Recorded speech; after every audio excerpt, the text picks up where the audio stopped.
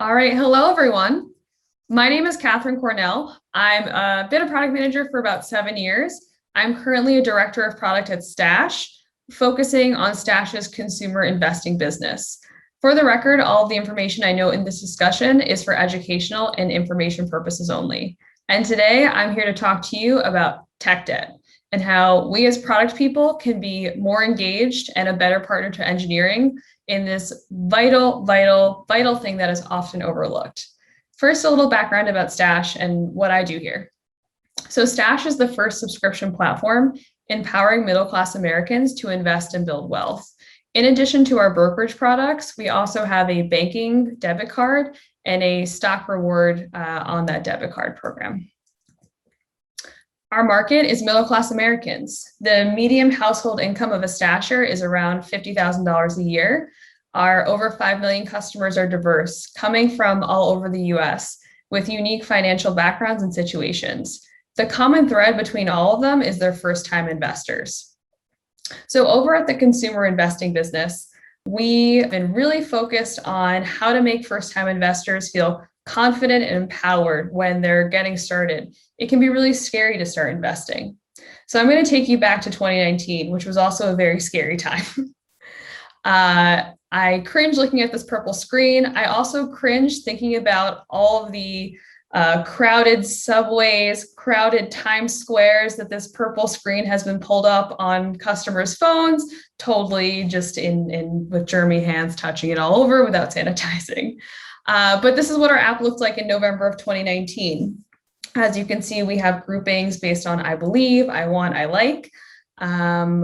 We had spent the 4 years leading up to this time on Invest, really focusing on expanding the number of products we offered, different types of brokerage products, and iterating to find the right fit so that when new investors came on the platform, they could find the right brokerage product for them and get started. We had around 250 investments offered, a mix of ETFs and single stocks, but mostly ETFs at the time. We executed orders twice a day. We went to the market and we added investments every so often whenever customers requested it. Adding an investment took around 3 weeks and required coordination between 4 teams. The reason I bring that up is during this time, we started to hear from Stashers that had been with Stash for a bit that they felt like they had grown up with Stash. They had really taken to the education, they had really absorbed the advice, and they were wanting more. This was a great sign for us. It means that what we were doing was working. We had found our product market fit that we're all searching for. But how did we help these newly savvy Stashers grow even further and stay with the platform? Well, they told us. These are 2 5-star reviews from the Apple App Store and the Google Play Store.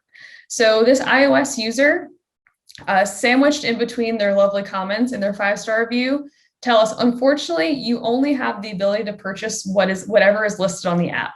They might want to figure out how to broaden their investment options. This Android user, after telling us that it's great, it's simple, all of the stuff you kind of want to hear from a user, they end with a dramatic ellipses, but doesn't offer full range of companies to invest in. So we really heard that, and we heard this many different times that our Stashers were ready for more. And if we were going to retain all of these users that we had worked so hard to acquire, we needed to have more investment options on the platform. So we aligned on our mission.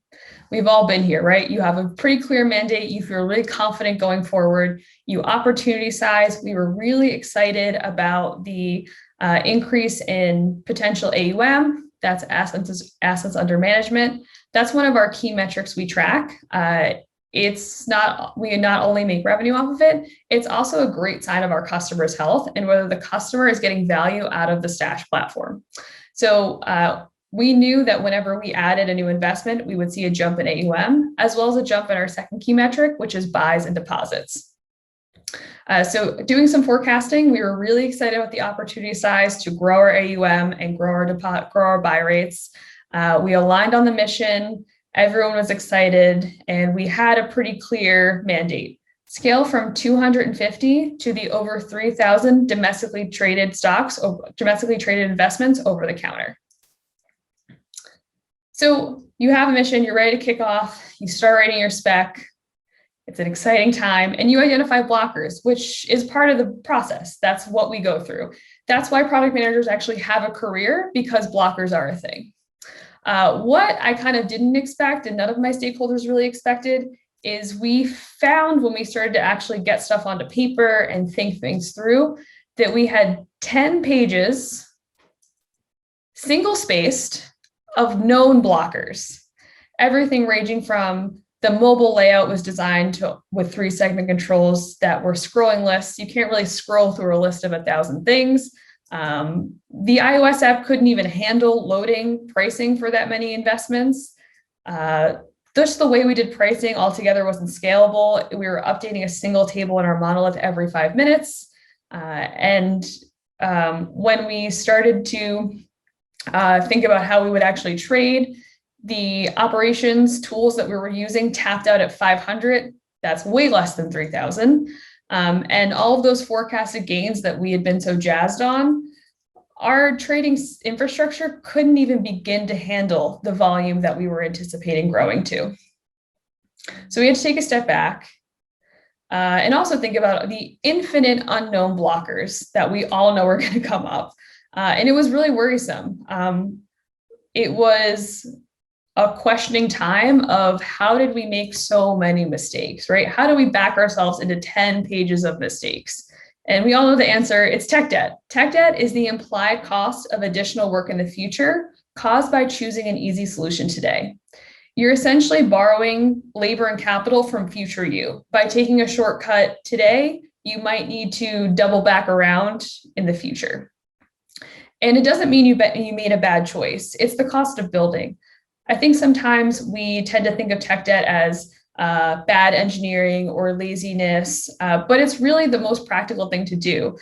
I see it as a graduation. It's like your system has grown and scaled to the point where it's outgrown its little shoes and it needs new ones. So when you encounter it, I want to challenge you to reframe it as a graduation. Get your little product a cap and gown, play some vitamin C, and celebrate before you get to work. I also want to encourage product to think of itself as the co-signer of tech debt. We're just as responsible as engineering for the choices we've made in the past, and we can't put it all on engineering to fix it. We need to be engaged with the process. At Stash, we have a working agreement that engineering is responsible for identifying what tech debt there is and explaining it to product. Product is responsible for truly understanding what the tech debt is, what the trade-offs are of addressing it now versus addressing it tomorrow, and prioritizing it as appropriate. Product needs to create an environment where it's easy for the two parties to have a consistent and constant dialogue. So I want to talk to you about some of the ways that we identify tech debt. These are checkpoints that we discovered along this multi-month journey that we use today. So again, these are checkpoints or moments where it's not only appropriate, but needed to check in with your tech debt balance, as we like to say. These are in order from most ideal to least ideal. So if you want to exclude the last two, that's fine by me. The first is roundups. Roundups are a ceremony that the Invest engineering team has introduced into our agile ceremonies. It happens maybe bi-weekly or monthly, depending on the team. It's led by an engineering manager or a tech lead, and it's attended by only the engineers in a chapter. So for instance, we have a backend roundup bi-weekly with just the Invest backend engineers. It's a space for them to think through and opine on what tech debt there is, what risks they could see upcoming, and the most important part of the ceremony is to have documentation. So meeting over meeting, they're writing down their concerns and collecting a backlog that can then be discussed and sent to product. In our case, the engineering manager runs this meeting and is responsible for bringing that document back to product and having the discussion of, these are the trade-offs, these are the risks we're seeing, help us get these prioritized so that we're on the same page. The next is OKR planning. I know we all love OKRs. They're very trendy, right? They've been trendy for a minute. And I know we're all excited in a week or two to kick off Q3 with our new OKRs. And a lot of times I've fallen into this trap of, you make an OKR of, I want to increase the the top of my funnel by 10%. But you don't think if the rest of your funnel can handle the 10% increase in traffic that's going to come if it does. So OKRs, whenever you're planning for growth, is a great time to check in and make sure all of your downstream systems can handle the growth that you're planning for or aspiring to. The third is a new feature exploration. If you're planning a new feature inside of an existing ecosystem, you need to check in and make sure that the rest of the ecosystem can handle whatever the new feature is bringing, whether it's more traffic or more complexity. The last is the test win. This is really a last ditch resort. I also would put a marketing launch in the same boat. If you're shipping a test that saw a 15% lift in metric Y, you need to make sure that the rest of your system is ready for the entirety to see maybe a 15% lift. Same with marketing launches. If you have a marketing launch that you anticipate flooding traffic to your app or traffic to your system, you need to make sure that you're sending it out at a rate at which your system can handle. So now that we've identified the debt, I want to talk you through some of the approaches we use for actually tackling it. What this really did for us at Stash was it created a shared language between product and engineering to understand the commitment needed to tackle debt. They're essentially fancy t-shirt sizes with some implications. Let's go through them. So the first is the good citizen rule. I've also heard it be called the Girl Scout rule. It comes from the mantra that when you stumble upon a campsite, you need to leave it better than how you found it. In this case, we have developers, whenever they come along a code base, they need to leave it better than how they found it. So this is opportunistic refactoring while coding features that's included in existing story points. So they go in to work on an existing ticket. They might be removing verboseness they come across, removing dead or unused code, or adding more test coverage when they see problematic code. Next is small bites. These are small improvements baked into the sprint. They're pointed on the smaller side. Think 1s or 3s. The key to a small bite is that it's a standalone piece of work. It's not dependent on any work being done in front of it, or it's not blocking any work behind it. Examples of this are query optimizations, bug fixing, or creating tools that suck up developer time. I'll talk about this a little more later, but we found that in the existing investment plan for management, we had so many problems that we were just dealing with day in and day out. It sucked up so much developer time. By taking a day to bug fix something or to make a tool where an operations person could address a problem rather than a developer, it freed up so much time for us to not only work on tech debt, but also to work on new features. The third is design it in. These are design changes to a larger platform when implementing new features. I spoke before about how we had so many issues with pricing. We knew pricing was not going to work at our monolith. And one of our wider engineering goals at Stash was to be breaking up our Rails monolith. We took this opportunity to break pricing into a microservice and out of our Rails monolith. Some more global examples of design it in would be moving to maybe shared components in iOS when you're designing a new feature in your iOS app, or maybe introducing new technologies into your stack that can make developing easier overall. Design it in are usually multi-ticket initiatives, but maybe they don't span a couple sprints. The last is demolition. These are major changes to a larger foundation, and they often span multiple sprints.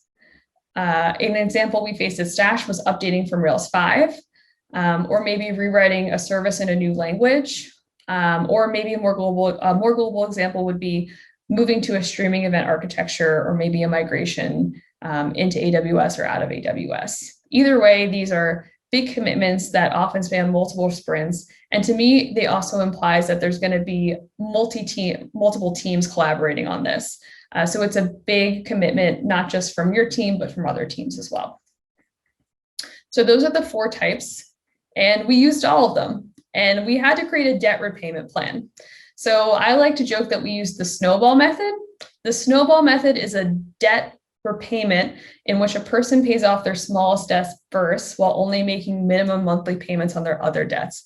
It's sort of like an MVP, but there's multiple work streams. So that's what we did. We had other lanes of debt we had to be paying down at the same time, specifically small bites and are good citizens. So we continue to work on those while we calculated the maximum number of investments we could add to the platform without toppling the system. The back of the napkin math came out to around 250. We decided to be conservative and only add 200. So the day after Thanksgiving, we added 200 investments to the platform. We took note of the largest pain points in the actual process of adding the investments. That helped guide what automations we needed and also what tools we needed to empower operations to be owning this process going forward rather than developers. We uncovered some of the unknown blockers. And the most important thing was it validated the hypothesis that if we added new investments to the platform, we would see big movements in those key metrics we were trying to shift. So now I'm going to show you the rate at which we added investments to the Stash platform. This is all of 2020. Throughout 2020, we added 3,463 investments. We add investments pretty much on a weekly basis today at Stash between IPOs, corporate actions. The market's always in flux and we need to keep up with that. But you can see our little jump at the end of 2019. But most of our investments were added late February or March, specifically with 1,555 being added in March. And I just want to call out on a personal note that we added roughly 850 of those the first week that Stash was remote in March. We were forced out of our office very last minute, a couple of days before our entire city went into lockdown. It was a really scary time to be in our home city of New York. Some of us were sick, others of us were very scared and worried about our families, some of whom were sick, some of us were sick, as I said. And I'm so proud that we were still able to come together, support each other, and get this done during that really intense time in our city. So you can see the rate, the shape of this graph. Let's now look at the rate of buys and deposits in 2020 on Stash. Whew. So you can see a slight uptick in December into January and February when we added those 200. But when we really started to step on the gas in March, we saw a significant and sustained increase in our buys and deposits. So we saw that paying off our tech debt really paid off. We started 2020 with 900 million AUM. We ended it with 2.2 billion. For a 142% increase. Our customers earned almost $4 million in dividends. Similar to AUM, we love to track dividends for our customers because, again, it's a measure of their financial health and also how much value they're getting out of the Stash platform and how well we're meeting our core mission of increasing the middle class's wealth and financial stability. We also saw a year-over-year 37% increase in purchases. And what I'm most proud of is we didn't just get a lot of investments onto the platform in March and then let it go. We continued to commit to our tech identification ceremonies and kept slowly working through the backlog, little by little, always making our trading system and our investment platform better. And doing that actually paid off in dividends. So what you're seeing is Google searches for the word stocks in the United States. In January of 2021, there was a short squeeze on the GameStop stock and some other securities, now known as the YOLO stocks. The media coverage that was given to retail investors, specifically retail investors in the subreddit Wall Street Bets, created a retail investing frenzy in the United States.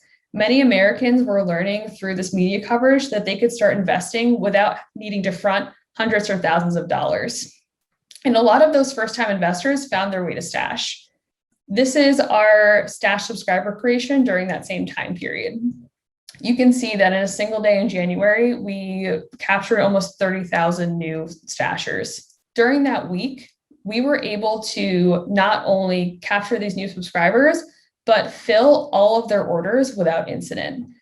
There was no concern about our ability to serve up investment prices, investment pages, to facilitate all of the buying, the record-breaking buying that was happening on our platform. And that's only because we had been so committed to our tech debt management and our payment plan throughout all of 2020. We didn't just stop. A lot of these stashers are still on the platform because of the advice and guidance we have, and because we were able to keep chugging when we had some competitors that maybe weren't this day. So just to recap, there will always be tech debt.